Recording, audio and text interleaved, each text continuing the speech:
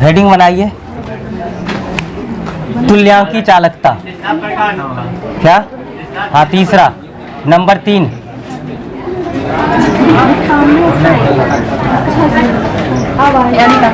तुल्यांकी चालकता।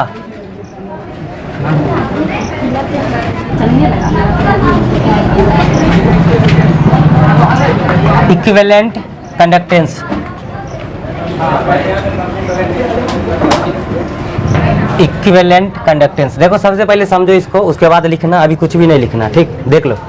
अब तुल्यांकी चालकता जो होता है इसको हम लोग कैप EQ से सूचित करते हैं। किससे? कैप EQ से। मोलर चालकता को कैप M से सूचित कर देते हैं और इसको सूचित करेंगे कैप EQ से, ठीक है, तुल्यांकी चालकता को। अब तुल्यांकी चालकता होता क्या है तो इसको समझते हैं। यहाँ से देखो, जैसे ये कोई एक कंटेनर है और इसके अंदर एक जलीय विलयन है। जलीय विलयन किसका? इसके अंदर विद्युत अपघट्ट डाला गया NaCl।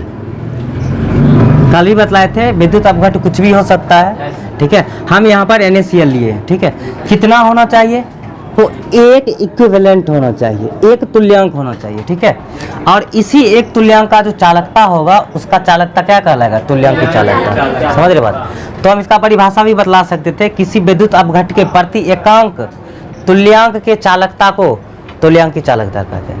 अब रहा बात फार्मूला जनरेट करने का। फार्मूला कैसे बनाएंगे? तो देखो इक्विवेलेंट का बात कहाँ पर आता है? नॉर्मलता के, नॉर्मलता पर है, नॉर्मेलिटी। उसमें पढ़े थे किसी विलयन के प्रति 1 लीटर आयतन में उपस्थित विलय के ग्राम समतुल्यांक को क्या कहते हैं? नॉर्मलता। तो ये परिभाषा पढ़े तो यहाँ पढ़े थे। तो यहाँ पर देखो क्या क्या चीज़ हमको दिया हुआ है। यहाँ पर हमको नॉर्मेलिटी दिया हुआ है, नॉर्मेलिटी दिया हुआ है कैपिटल N, कैपिटल N। और यहाँ पर देखो विद्युत अपघट्ट भी एक इक्विवेलेंट दिया हुआ है। विद्युत अपघट्ट भी एक इक्विवेलेंट दिया हुआ है। क्या है? तुम यहाँ पर वॉल्यूम नहीं निकाल सकते हो? वॉल्यूम निकाल सकते हो? वॉल्यूम निकालना जरूरी है। अब कहोगे सर वॉल्यूम क्यों निकालेंगे पहले? तो वॉल्यूम निकालना इसलिए जरूरी है क्योंकि तुमको पता है कि 1 ml विद्युत अपघट्ट जो होता है उसका चालकता किसके बराबर होता है? कप्पा के बराबर। तो पूरा काम वॉल्यूम निकाल लेंगे, आयतन निकाल लेंगे, उसको गुना कर देंगे कप्पा से, तो उसका तुल्यांकी चालकता नहीं निकल जाएगा। इसलिए हम सबसे पहले क्या करते हैं? आयतन निकालते हैं। आयतन किस में निकालना पड़ेगा? ml में, ml में। तो यहाँ पर बताओ एक फार्मूला हम यहाँ पर यूज करके और मोलर चालक ये तुल्यांकी चालकता का फार्मूला जनरेट करेंगे। देखो सबसे पहले इस तरह से इसको लिखना है, चूंकि नॉर्मेलिटी N बराबर क्या पड़ेगा बताओ? हाँ बताओ, इक्विवेलेंट बट्टा वॉल्यूम। बताओ, किसी विलयन के प्रति 1 लीटर आयतन में उपस्थित विलय के ग्राम समतुल्यांक को क्या कहते हैं? नॉर्मेलिटी। तो नॉर्मेलिटी का फॉर्मूला लगाएंगे, यहाँ से हम आयतन नहीं निकाल सकते हैं, वॉल्यूम निकाल सकते हैं। तो यहाँ पर लिखोगे इसलिए V बराबर क्या? EQ बट्टा N, EQ बट्टा N। अब यहाँ पर देखो वॉल्यूम किस में है? लीटर में। अब तुमको लीटर में नहीं चाहिए, किस में चाहिए? मिलीलीटर में चाहिए। चलो बताओ इसका मात्रक अभी क्या लिखोगे? इसका मात्रक हाँ, लीटर पर इक्विवेलेंट। इस तरह से मोलरता में क्या लिखे थे यहाँ पर हम? वहाँ पर लीटर पर मोल, क्योंकि वहाँ पर 1 मोल विद्युत अपघट्ट लिए थे और यहाँ पर एक तुल्यांक लिए, इसलिए क्या लिखेंगे? लीटर पर इक्विवेलेंट, ठीक है। अब इसको तुम चेंज कर लो किस में? ml में। तो भी ml में चेंज करेंगे तो ये क्या हो जाएगा बताओ?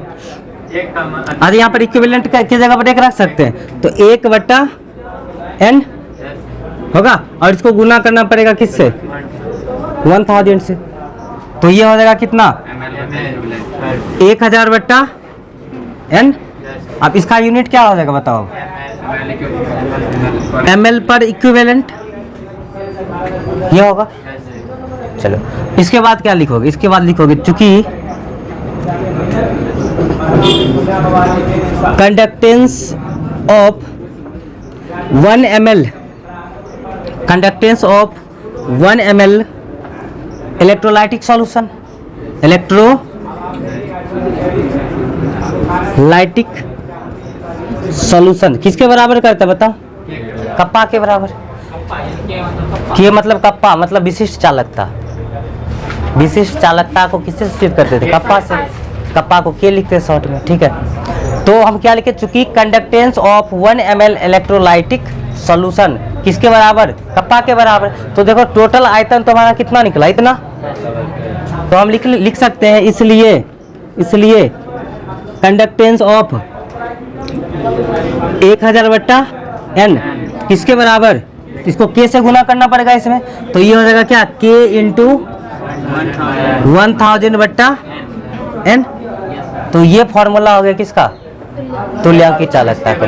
अब यहाँ पर देखो ये जो टोटल आयतन है, ये टोटल आयतन है जिसमें एक तुल्यांक कौन चीज बोला हुआ था, वैद्युत अपघट, तो उसी का लिए चालकता है। और इसके चालकता को क्या कहते हो, तुल्यांकी चालकता। तो क्या इसको हम तुल्यांकी चालकता कैप EQ लिख सकते हैं, तो ये हो जाएगा इसलिए कैप EQ बराबर k इंटू 1000/n। ये रहा तुम्हारा फॉर्मूला तुल्यांकी चालकता ज्ञात करने का, ठीक है। और हम ये इसलिए लिखे ये दोनों चीज ताकि तुम इसका जब यूनिट लिखो तो वो आसानी से समझ में आ जाए, ठीक है। तो कहीं दिक्कत यहाँ तक, छाप लो तेजी से। और परिभाषा लिखना, लिखो पहले परिभाषा लिख लेना इसका, तुल्यांकी चालकता का लिखो। तो लिखो परिभाषा, किसी वैद्युत अपघट के वैद्युत अपघट के प्रति एकांक, किसी वैद्युत अपघट के प्रति एकांक तुल्यांक के चालकता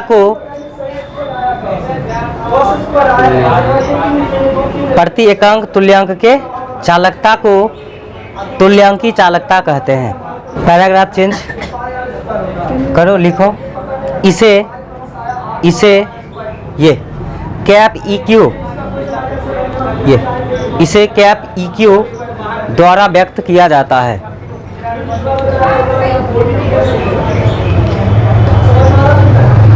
इसे कैप EQ द्वारा व्यक्त किया जाता है। उसके बाद छाप लो, मात्रक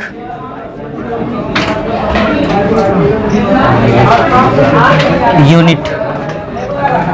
फॉर्मूला क्या पढ़े हम लोग, चूंकि कैप EQ बराबर k इंटू 1000/n, इसलिए कैप EQ बराबर, अब देखो ये कप्पा है, कप्पा का मात्रक क्या लिखना है, साइमन पर सेंटीमीटर इंटू 1000/n को क्या लिख सकते हैं, ml पर इक्विवेलेंट। अब यहाँ पर देखो तुमको पता है 1 ml जो होता है वो किसके बराबर होता है, तो 1 सेंटीमीटर क्यूब के। अब यहाँ पर इसको याद रख लोगे थोड़ा सा।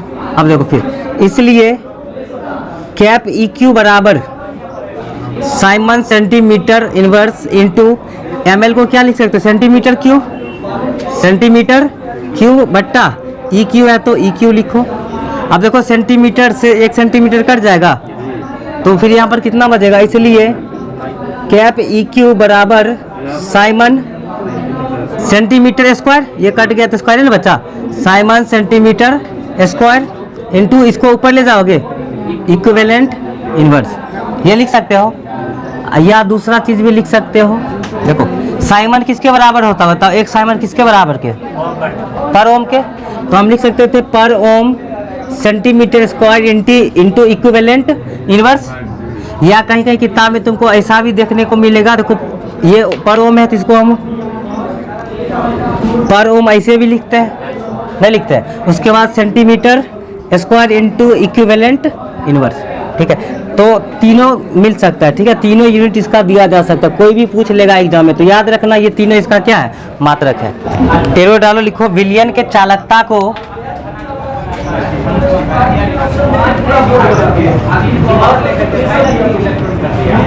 प्रभावित करने वाला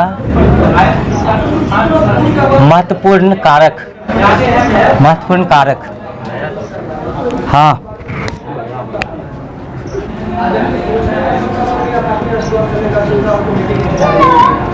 important effective factor of conductance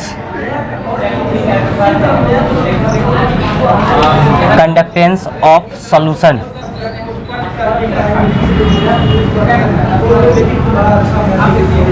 आने का मतलब ये है कह रहे कि विलयन का जो चालकता होता है उसको कौन कौन सा चीज को इफेक्टिव कर सकता है, प्रभावित कर सकता है, मतलब कब उसका चालकता कम हो सकता है, कब उसका चालकता ज़्यादा हो सकता है, तो इसके लिए क्या क्या जिम्मेवार है ना, कौन सा फैक्टर है वो। तो नंबर 1 में लिखोगे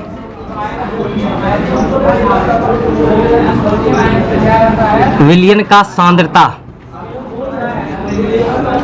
विलयन का सांद्रता, कंसंट्रेशन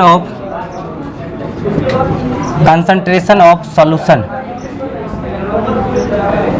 मत लिखो, रुक जाओ, पहले समझ लेना उसके बाद लिखना, ठीक है। तो विलयन के चालकता को प्रभावित करने वाला पहला कारक क्या लिखे, विलयन का सांद्रता। विलयन का सांद्रता जो है ये भी विलयन के चालकता को प्रभावित करता है, ठीक है। अब ये कैसे प्रभावित करता है जरा सोचो। जैसे सपोज करो कि एक विलयन है, ठीक है, और इसके अंदर हमने 1 मोल विद्युत अपघट्य डाल दिया। कितना?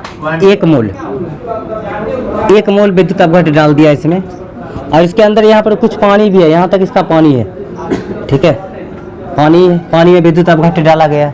तो अब ये कुछ ना कुछ विद्युत का चालन करेगा, नहीं करेगा? जब इसे विद्युत धारा प्रवाहित किया जाएगा तो इसका कुछ ना कुछ चालकता होगा ना। अब हम क्या करें, इसके अंदर अगर पानी डालना फिर से स्टार्ट कर दें, पानी इसके अंदर हम क्या किए, डाल दिए, पानी डाल दिए, तो क्या हुआ, इसका आयतन बढ़ा, तो अब क्या इसका चालकता बढ़ेगा? अब को बताओ, यहाँ पर हम पानी जब डाल दिए तो विलयन का सांद्रता जो था वो कम हुआ कि बढ़ा? पहले पानी कम था, देखो विद्युत अपघट्य 1 मोल ही था, पानी इस समय कम था। अब हम क्या किए, पानी ज़्यादा कर दिए, ठीक है, पानी को बढ़ा दिए, तो सांद्रता घटा कि बढ़ा? सांद्रता घटा। अब देखो सांद्रता घटा तो इसका चालकता बढ़ेगा, ठीक है, सांद्रता घटा तो इसका चालकता बढ़ेगा। क्यों बढ़ेगा? तो आपको पता है विद्युत का चालकता चालन जो यहाँ पर होगा वो किस पर निर्भर करता है, तो आयन की संख्या पर निर्भर करता है। किस पर? आयन की संख्या पर। अब सपोज करो कि इसके अंदर जब हम NaCl डालें तो NaCl, अब जब विद्युत धारा प्रवाहित होगा तो NaCl टूटता है इसके अंदर, तो ये किस में टूटता है, Na प्लस में, प्लस Cl माइनस में। अब देखो अगर इसके अंदर कम पानी होगा तो कम में ना आयन बनेगा, समझ रहे हो बात। इसका सांद्रता जब कम होगा यानी कि पानी का मात्रा इसमें क्या होगा, कम होगा, तो NaCl जो है वो आयन भी कम बनाएगा, आयन कम बनाएगा तो विद्युत का चालन भी क्या होगा, कम होगा। इसमें क्या किया, पानी बढ़ा दिए, पानी बढ़ाए मतलब पानी बढ़ गया, तो मोल तो उतना ही नहीं, क्या मोल पानी हम क्या किए, बढ़ा दिए, तो उसका सांद्रता क्या हो गया, कम हो गया। कम होगा तो उसका चालकता क्या होगा, बढ़ जाएगा, समझ रहे बात। नंबर 2, विलयन को प्रभावित करने वाला दूसरा कारक है वैद्युत अपघट्य की प्रकृति। वैद्युत अपघट्य की प्रकृति मतलब विलयन का जो चालकता होगा वो निर्भर करता है किस पर, विद्युत अपघट्य की प्रकृति पर भी। प्रकृति मतलब वो विद्युत अपघट्य किस प्रकार का है, प्रबल विद्युत अपघट्य है या दुर्बल विद्युत अपघट्य है। आपको पता है कि किसी विलयन का जो चालकता होता है वो निर्भर करता है उसके आयनों की संख्या पर, आयनों की संख्या पर। अगर हम विद्युत अपघट्य ले ले, प्रबल विद्युत अपघट्य, तो आपको पता है प्रबल विद्युत अपघट्य जो होता है वो लगभग पूर्णतः आयनित हो जाता है। अब पूर्णतः आयनित होगा तो आयन ज़्यादा बनाएगा, आयन ज़्यादा बनाएगा तो उसका चालकता भी क्या होगा, ज़्यादा होगा, अधिक होगा, नहीं होगा। अगर उसी जगह पर हम विद्युत अपघट्य ले ले दुर्बल, तो पता है दुर्बल विद्युत अपघट्य बहुत कम आयनित होता है, बहुत कम आयनित होता है मतलब कम आयन बनाएगा, और कम आयन बनाएगा तो उसका चालकता भी क्या होगा, कम होगा। सही बात। चलो तीसरा बात हम लोग लिखेंगे ताप, ठीक है। विलयन के चालकता को प्रभावित करने वाला तीसरा कारक ताप, टेम्परेचर, ठीक है, ये ताप। अब देखो विद्युत अपघट्य जो ये विद्युत अपघटनी विलयन जो होता है उसका चालकता ताप बढ़ने से बढ़ता है। क्यों बढ़ेगा ताप बढ़ने से, समझो। हम इसके अंदर NaCl डाल दिए, कम ताप है तो कम में Na+Cl माइनस में टूटेगा, और ताप हम बढ़ाएंगे तो ये और तेजी से टूटेगा, तो ज़्यादा आयन बनाएगा, तो फिर उसका चालकता भी क्या हो जाएगा, ज़्यादा हो जाएगा। समझ में आ गया बात। तो ये तीनों बात को हमको लिखना है। तो सबसे पहले हेडिंग बना दो, ये लिख लिया, तो ये लिख लिया। नंबर 1 लिख करके लिखो विलयन का सांद्रता, कंसंट्रेशन ऑफ लिख लिया, ये विलयन का सांद्रता, कंसंट्रेशन ऑफ सॉल्यूशन लिखो। सामान्यतः सांद्रता घटाने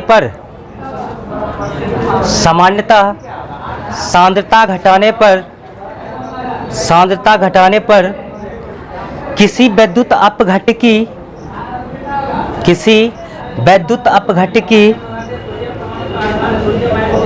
विद्युत अपघट्य की मोलर चालकता मोलर चालकता एवं तुल्यांकी चालकता में वृद्धि होती है। मोलर चालकता एवं तुल्यांकी चालकता में वृद्धि होती है। अर्थात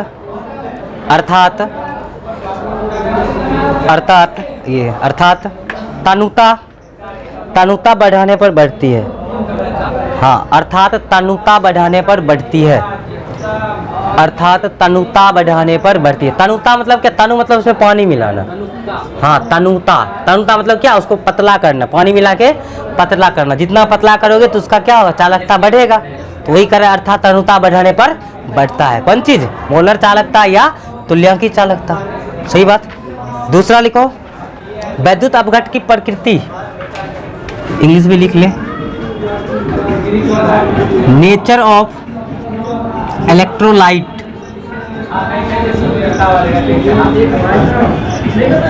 नेचर ऑफ इलेक्ट्रोलाइट।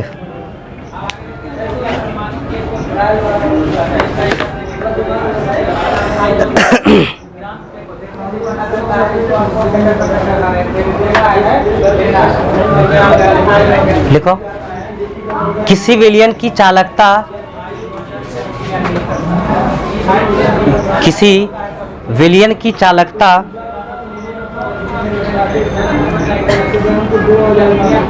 विलयन में उपस्थित आयनों की संख्या पर निर्भर करता है।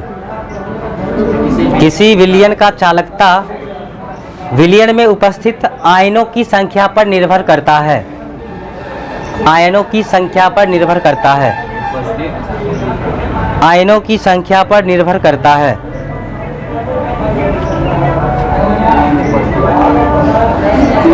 पैराग्राफ चेंज करो, लिखो, प्रबल वैद्युत अपघट्ट विलयन में लगभग पूर्णतः आयनित हो जाता है। प्रबल वैद्युत अपघट्ट विलयन में लगभग पूर्णतः आयनित हो जाता है। अतः आयनित हो जाता है।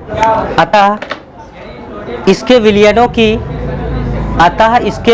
की चालकता उच्च होती है। अतः इसके विलयनों की चालकता उच्च होती है।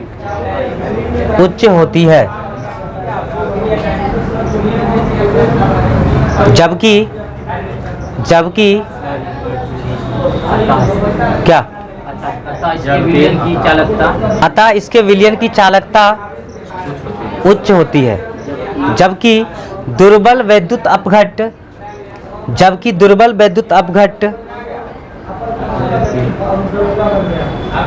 कम मात्रा में आयनित होता है। दुर्बल वैद्युत अपघट्ट कम मात्रा में आयनित होता है। अतः दुर्बल वैद्युत अपघट्ट कम मात्रा में आयनित होता है। अतः इसके विद्युत चालकता कम होती है। अतः इसके विद्युत चालकता कम होती है। अतः इसके विद्युत चालकता कम होती है।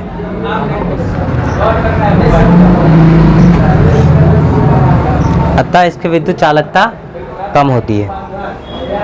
चलो तीसरा हेडिंग बनाओ, ये वाला तीसरा, ताप, टेम्परेचर। ताप लिख, ताप, टेम्परेचर। लिखो, वैद्युत अपघट्ट की चालकता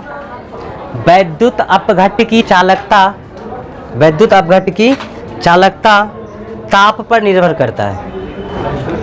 वैद्युत अपघट्ट की चालकता ताप पर निर्भर करता है। ताप में वृद्धि से वैद्युत अपघट्ट की चालकता बढ़ती है। ताप में वृद्धि से वैद्युत अपघट्ट की चालकता बढ़ती है। ताप में वृद्धि से वैद्युत अपघट्ट की चालकता बढ़ती है। चलो ठीक है, इसके बाद हेडिंग बनाओ, बहुत ही इंपॉर्टेंट टॉपिक जिसका नाम है सेल स्थिरांक। सेल स्थिरांक। हाँ तो काफी है।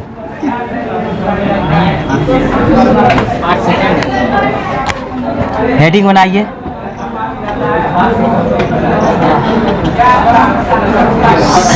सेल स्थिरांक।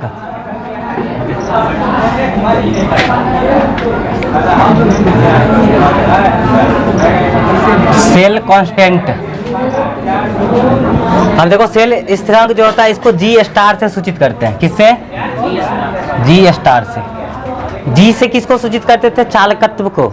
किसको? चालकत्व को। और यहाँ पर जी स्टार है मतलब ये सेल स्थिरांक है। क्या ये? सेल स्थिरांक। अब सेल स्थिरांक क्या होता है इसको समझना है। लिखना बंद कर लो बिल्कुल, पहले बढ़िया से समझ लो। जैसे हम बनाए थे वैद्युत अपघटनी सेल। वैद्युत अपघटनी सेल इस तरह से बनाए थे। यहाँ पर इलेक्ट्रोड लगाए थे, 2 इलेक्ट्रोड लगाए थे। अब देखो इस इलेक्ट्रोड के बीच कुछ दूरी था जिसको हमने L माना, और ये इलेक्ट्रोड का अनुप्रस्थ प्रतिच्छेद का क्षेत्रफल है जिसको हमने क्या माना? A। तो अब समझो कि सेल स्थिरांक क्या होता है। तो किसी वैद्युत अपघटनी सेल के इलेक्ट्रोड के बीच के दूरी, इलेक्ट्रोड के देख इधर क्या देखते हैं ऐसे, इलेक्ट्रोड के बीच के दूरी एवं अनुप्रस्थ काट के ये अनुप्रस्थ प्रतिच्छेद के क्षेत्रफल के अनुपात को सेल स्थिरांक कहते हैं। ठीक है, इलेक्ट्रोडों के बीच के दूरी एवं अनुप्रस्थ प्रतिच्छेद के क्षेत्रफल के अनुपात को सेल स्थिरांक कहते हैं। ठीक है, फिर से बतलाएं, फिर से एक बार सुन लो। इलेक्ट्रोडों के बीच की दूरी एवं अनुप्रस्थ प्रतिच्छेद के क्षेत्रफल के अनुपात, अनुपात मतलब बट्टा, अनुपात को क्या कहते हो? सेल स्थिरांक कहते हैं। और सेल स्थिरांक को किससे सूचित करते हैं? जी स्टार से। तो हम ऐसा लिख सकते थे क्या? जी स्टार बराबर L बट्टा A, इलेक्ट्रोड के बीच की दूरी, अनुप्रस्थ प्रतिच्छेद का क्षेत्रफल का अनुपात, तो L बट्टा A। बस यही था, इसी को हम लोग बोलते सेल स्थिरांक। तो पहले परिभाषा लिख लो, पहले परिभाषा लिख लो, लेकिन इतना थोड़ी काम चलेगा, थोड़ा बड़ा करना पड़ेगा इसको। लिखो लिखो किसी वैद्युत अपघटनी सेल के, किसी वैद्युत अपघटनी सेल के, किसी वैद्युत अपघटनी सेल के इलेक्ट्रोडों के बीच की दूरी एवं अनुप्रस्थ प्रतिच्छेद अनुप्रस्थ प्रतिच्छेद के क्षेत्रफल, अनुप्रस्थ प्रतिच्छेद के क्षेत्रफल के अनुपात को सेल स्थिरांक कहते हैं। सेल स्थिरांक कहते हैं। पैराग्राफ चेंज करो, लिखो इसे जी स्टार, इसे जी स्टार से सूचित किया जाता है। इसे जी स्टार से सूचित किया जाता है। इसे जी स्टार से सूचित किया जाता है। लिख लिया? लिखो अर्थात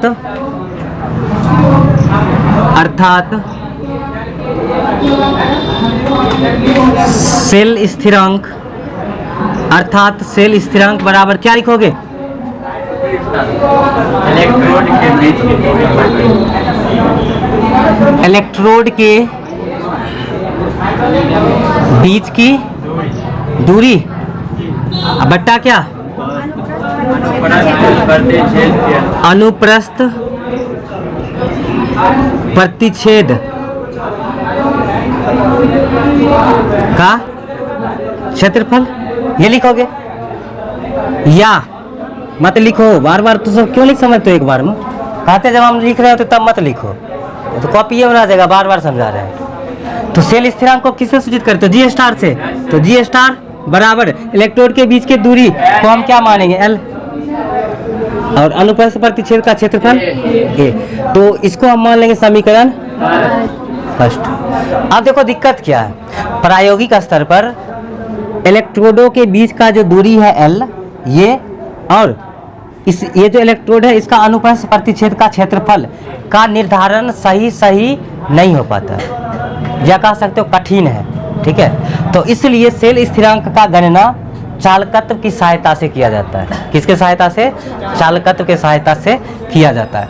तो हम वही चीज़ यहाँ पर लिखेंगे, इसलिए इसके लिए हम जगह छोड़ देते हैं। ठीक है, यहाँ पर हम भाषा लिखेंगे वो वाला, समझ गया बात। अब यहाँ पर देखो, इसको समीकरण फर्स्ट मान लिए और आपने पढ़ा कि R बराबर रो इंटू एल बट्टा ए, पढ़े हो ना ये बात, हम उस दिन भी बतलाए थे, याद रखना इसको।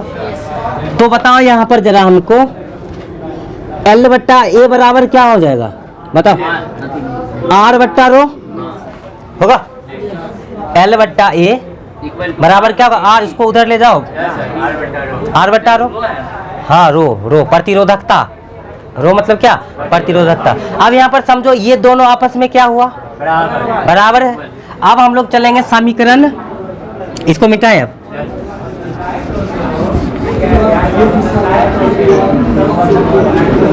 समीकरण फर्स्ट से चलोगे तो फर्स्ट में देखो क्या था, जी स्टार मतलब सेल स्थिरांक बराबर एल बट्टा ए।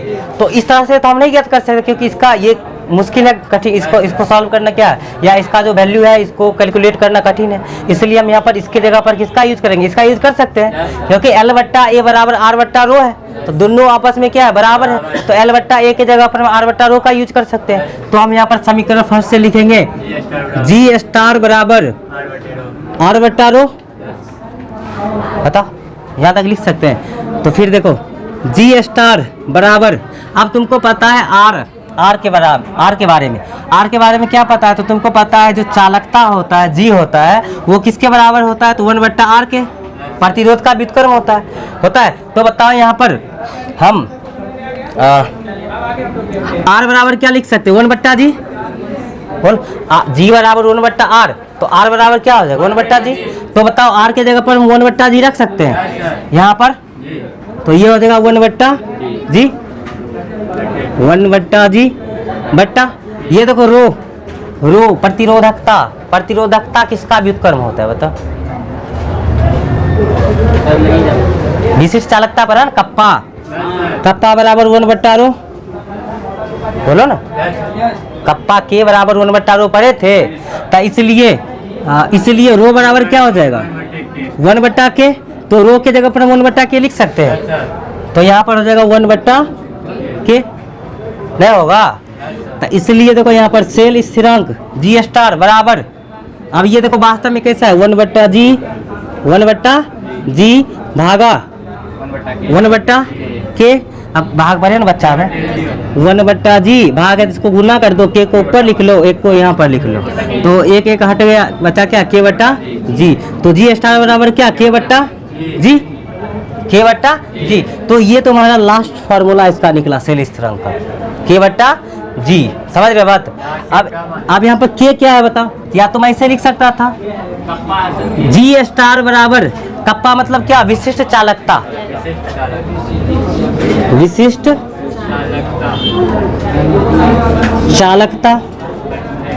बट्टा जी चालकत्व, हाँ चालकत्व होगा। तो यहाँ पर देखो ये हिंदी में लिख दिए या अंग्रेजी में है, ठीक है, लिख लो, छापो। अच्छा जी स्टार यानी कि सेल स्थिरांक बराबर कितना फॉर्मूला हमारे पास आ सकता है, बताओ जरा।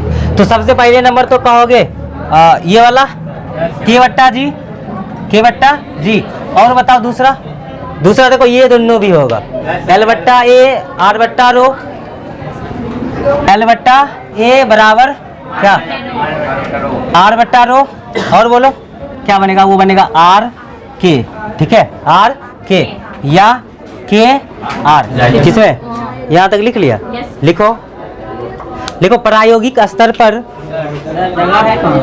बोले यहाँ पर जगह छोड़ देने के लिए, प्रायोगिक स्तर पर सेल के इलेक्ट्रोडों के बीच की दूरी एवं अनुप्रस्थ प्रतिच्छेद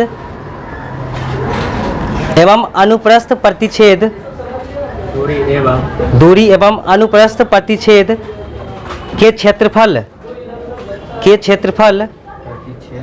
अनुप्रस्थ प्रतिच्छेद के क्षेत्रफल का सही निर्धारण कठिन है,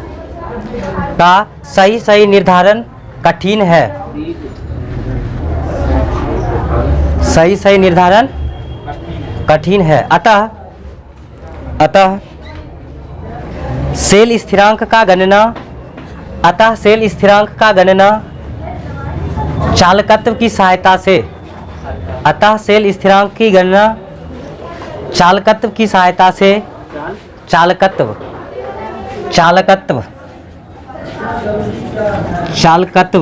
की सहायता से किया जाता है,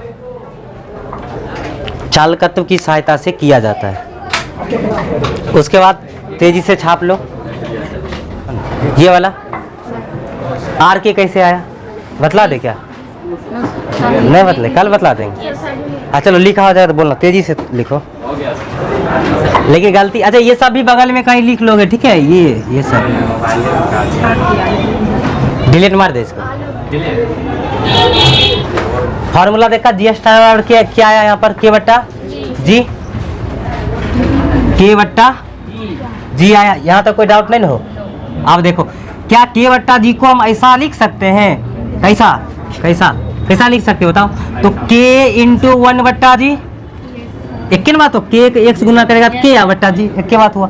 अब देखो यहाँ पर के है तो के इंटू 1 बट्टा जी किसके बराबर, आर के बराबर। देखो 1 बट्टा जी किसके बराबर है, आर के, तो 1 बट्टा जी के जगह पर हम आर नहीं लिख सकते, तो के आर 1 नहीं हुआ, बस वही है, ठीक है? तो इस फॉर्मूला पर कल हम लोग न्यूमेरिकल करेंगे, 4-5 बढ़िया क्वेश्चन कर लेंगे, ठीक।